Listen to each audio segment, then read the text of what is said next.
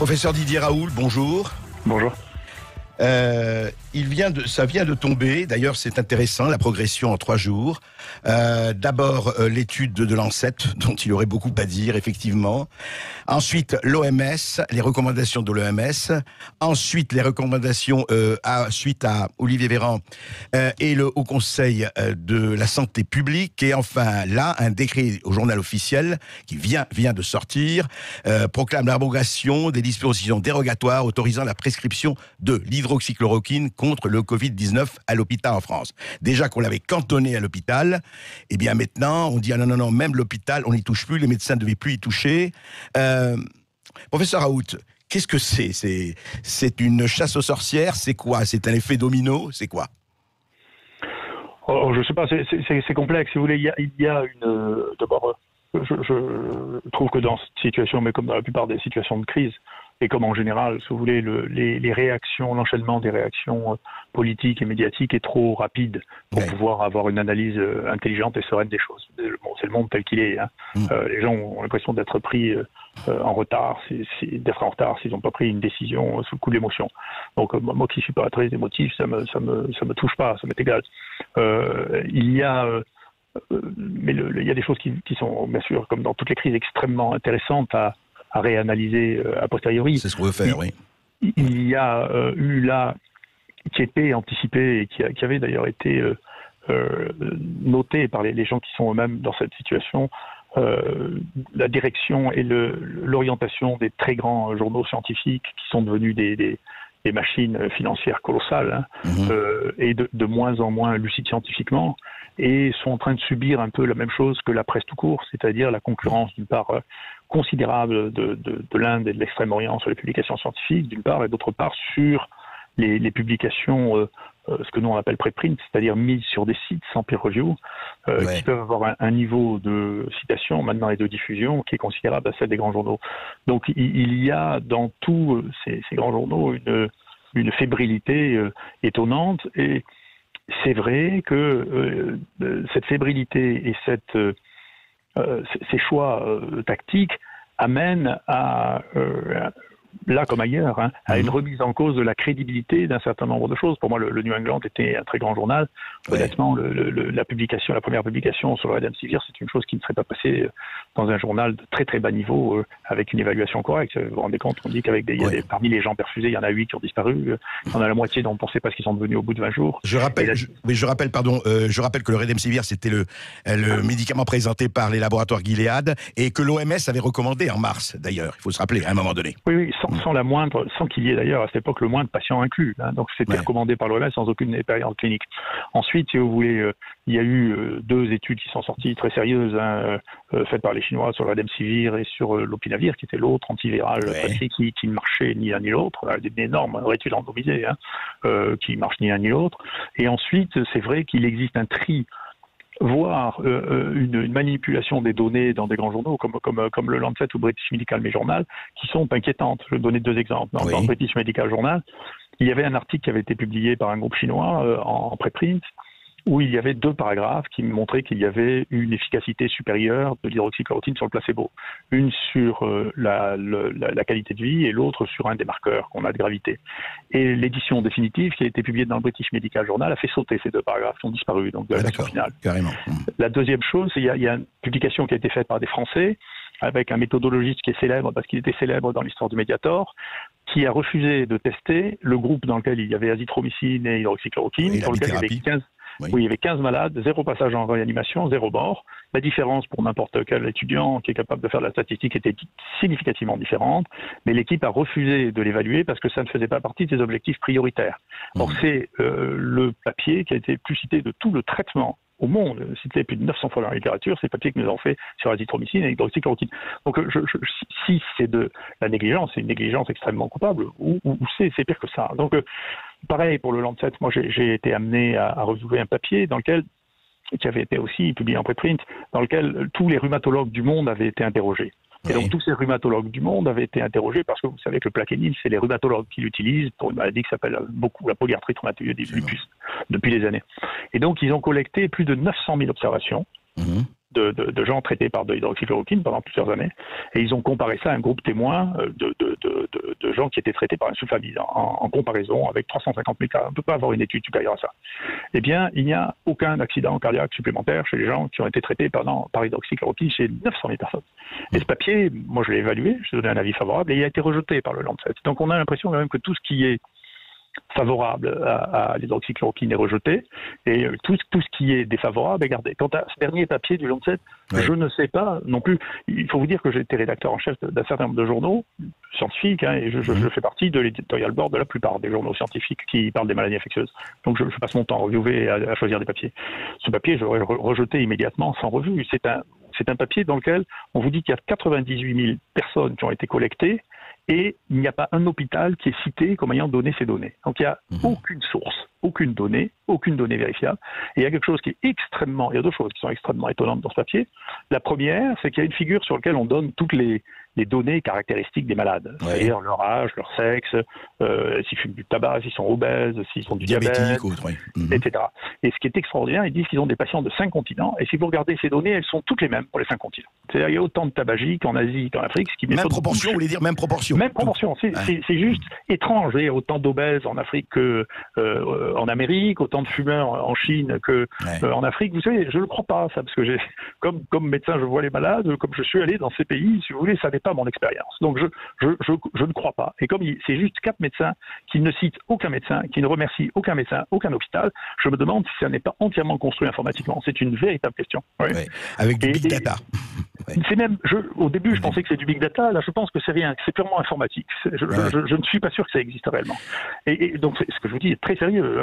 Et parce que je ne peux pas croire, voyez-vous, ici, nous, on a une série de 4000 cas qui vient d'être rejetée sans revue par le Lancet. Peu importe, on le publiera ailleurs, mais ça nous intéressait d'envoyer dans le Lancet d'abord pour voir ce qui se passe.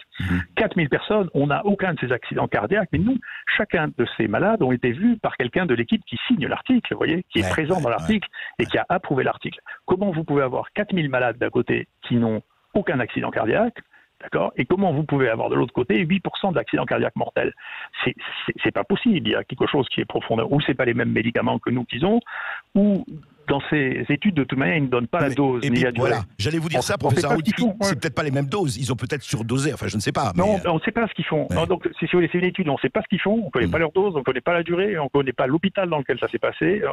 C'est quelque chose qui est totalement étrange. Donc, on a fait du coup ce que nous on appelle une méta-analyse, si vous voulez, en mettant d'un côté les études, si vous voulez, qui ont été des études randomisées ou observationnelles, c'est-à-dire sans randomisation, mais faites par des médecins qui ont pris en charge leurs malades, et d'autre part les analyses de big data. Et alors c'est très intéressant parce qu'il se passe quelque chose qui est impossible théoriquement, c'est-à-dire qu'ils sont soit tous d'un côté, pro-chloroquine, soit tous de l'autre, contre chloroquine. D'accord. Donc il n'y a pas de gris, c'est blanc ou noir. Ah, il n'y a pas de gris, c'est blanc ou noir. Donc c'est fascinant, vous voyez, donc c'est fascinant. Mais, alors justement, mais c'est fascinant et en même temps, il y a quand même des choses qui se dessinent. À partir de ce Lancet, de cette étude que vous avez analysée, dont vous avez montré les failles, et vous n'êtes pas le seul, parce que beaucoup de gens s'y sont attelés et on a vu cela, eh bien, là-dessus, l'OMS dit hydroxychloroquine terminé. Le ministère de la Santé dit hydroxychloroquine, à partir de là, tout de suite, je déclenche l'alerte rouge. Et enfin, le Haut Conseil de la Santé publique interdit. Alors, interdit, ça veut dire quoi? Ça veut dire, en fait, professeur Raoult, que personne n'aura le droit, pour le Covid-19, évidemment, on ne l'aime pas interdire pour le lupus et la polyarthrite, mais pour le Covid-19, on ne pourra plus utiliser un médecin, n'importe, utiliser l'hydroxychloroquine? Ça ne veut pas vraiment dire ça, parce que ça serait revenir sur la liberté de prescription des médecins qui est toujours individuelle et qui est toujours l'objet d'un rapport entre un médecin et son malade. Donc c'est plus ambigu que ça. Ça veut dire qu'on n'a pas le droit de le recommander. Bien sûr, moi je n'ai jamais recommandé, j'ai dit ce que je faisais, mais je n'ai jamais recommandé un traitement. Oui, chacun fait ce qu'il veut, oui. Et ensuite, chacun fait ce qu'il veut. Simplement, les gens qui ont le droit de prescrire ça, il y a une liste limitative qui n'est pas très limitative d'ailleurs, des gens qui ont le droit de prescrire ces médicaments, et les médecins généralistes ont le droit de poursuivre les ordonnances qui ont été réalisées par ces médecins spécialistes. Donc, ça change rien, à votre avis, ça change rien ou pas? À mon avis, ça change pas grand-chose, d'autant que pour vous dire la vérité, des cas de Covid-19, il n'y en a plus beaucoup. Mais alors pourquoi pour la plupart des essais, enfin des études qu'on voit et qui sont relayées, on peut peut-être la critique médiatique, on pourra tout à fait la faire, c'est qu'on dit si c'est pas randomisé, ça vaut rien. C'est pas possible. Oui, vous comprenez, il a fait ça, mais il aurait pu le faire. Pourquoi il fait pas son protocole? Mais pas seulement vous, mais les tas de gens. Alors quand c'est randomisé, et c'est vrai sur l'histoire de Lancet, on revient à ça. Quand on sait, pardon, vous le dites pas, mais moi je peux le dire. Enfin, vous le savez aussi, que les 4 auteurs de la grande étude de Lancet, pour lesquels on a déclenché l'artillerie lourde, sont 4 auteurs qui ont des liens très précis, profonds avec les laboratoires. Et pourquoi pas? Mais encore faut-il le savoir et le dire. Non, mais si vous voulez, l'étude du Lancet n'est pas du tout une étude randomisée. La commentaire, vous savez, c'est des commentaires ad hoc, ça.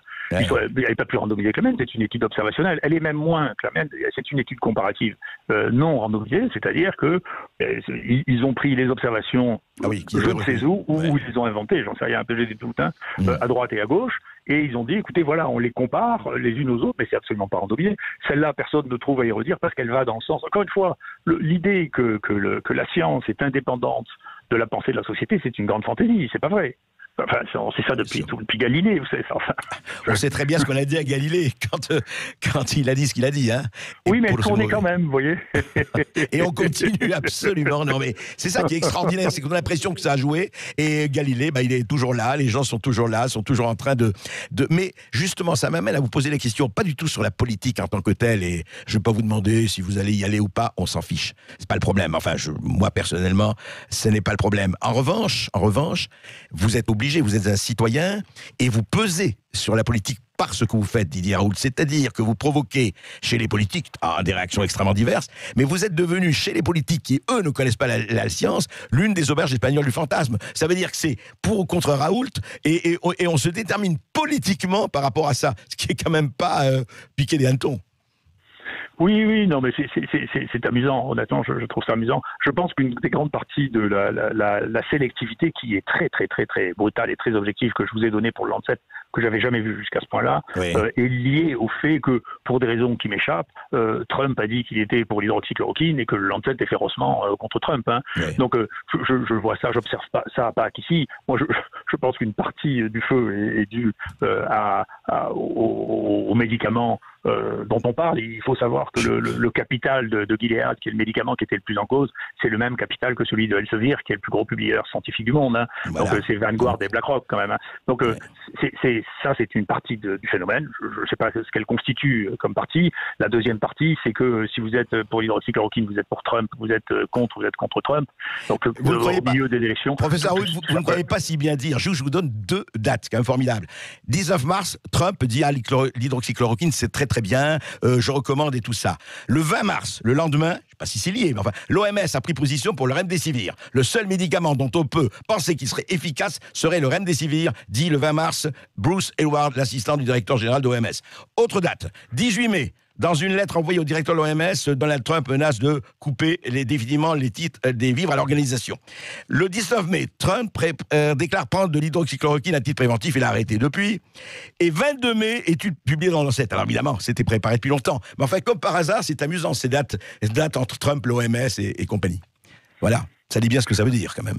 Oui, ça veut dire que, si vous voulez, il faut être lucide. La science est une partie des activités humaines, sociales, hein, et que donc, d'abord, on fait de la science avec des concepts qui sont les concepts de nos sociétés, avec des outils qui sont les outils de notre société. Je vais vous donner un exemple qui vous écartera un peu, mais ça nous donnera un peu de fraîcheur de vous écarter de cette sorte de Covid. J'ai toujours pensé que ce soit les grands scientifiques ou les grands penseurs représentent une étape dans l'histoire de la pensée humaine, mais qu'il ne faut pas les transformer en idoles. Je n'aime pas l'idolâtrerie. Et j'avais été frappé par le degré d'idolâtrerie, là aussi très anglo-américain, qui frappait Darwin. Darwin était la science contre l'obscurantisme, ce qui pose effectivement un problème aux États-Unis, puisque aux États-Unis, il y a à peu près la moitié de la population qui pense vraiment que les choses se sont passées comme c'est écrit dans la Bible en 7 jours. Et donc, il y a quelque chose qui n'existe pas dans nos sociétés. Dans nos sociétés, la plupart des gens ne pensent pas ça. Mais c'est très intéressant quand vous regardez Darwin et quand vous acceptez de le regarder avec un œil critique, ce qui est très important. Moi, c'est ma génération. Vous savez ce qu'on appelle la French Theory, c'est-à-dire de remettre en cause les choses les mieux établies, parce que c'est là qu'il y a le plus à trouver. Et donc, j'ai regardé ça de manière très intéressante. Et quand j'ai reçu, à un moment, parce que l'INSERM aussi, il y a des hauts et des bas, à un moment, c'est très populaire, on demandait les grands prix de l'INSERM. Donc, j'ai fait un discours à ce moment-là, j'aurais dit, écoutez, vous allez être surpris, parce que toute l'hypothèse de Darwin, son organisation sociale est une organisation qui est post-biblique. En réalité, les gens pensent que c'est anti-biblique, mais pas du tout, c'est notre civilisation. L'arbre de la vie, c'est un terme de la Bible. L'idée qu'on évolue au bout de branches, c'est un terme de la Bible. Et quand vous allez avoir de la science qui est faite par les bouddhistes ou par les hindouistes, qui ont une vision cyclique du monde, vous ne pourrez pas avoir les modèles évolutifs, qui sont des modèles cycliques, évolutifs, et qui intègrent des éléments différents. Et on voit que nous, le darwinisme nous a amené à raconter, les paléontologues à raconter des bêtises pendant des années entre Homo sapiens et Néandertal, en disant que Sapiens avait tué Néandertal parce qu'il était plus malin, jusqu'au moment où on s'est rendu compte que génétiquement on était un mélange de Néandertal et de Cro-Magnon, et probablement d'autres qu'on n'a pas encore identifiés. Et donc ça, c'était tellement radicalement anti-darwinien. Vous voyez, l'idée darwinienne, qui sous-tendait d'ailleurs une idée raciste, qui était que si l'Angleterre dominait le reste du monde, c'est parce qu'elle avait été sélectionnée parce qu'elle était plus compétente. C'était une vision du 19e siècle. Ce qui était intéressant, ça a brisé une barrière, comme les héros hegeliens le font, mais c'était pas plus que ça.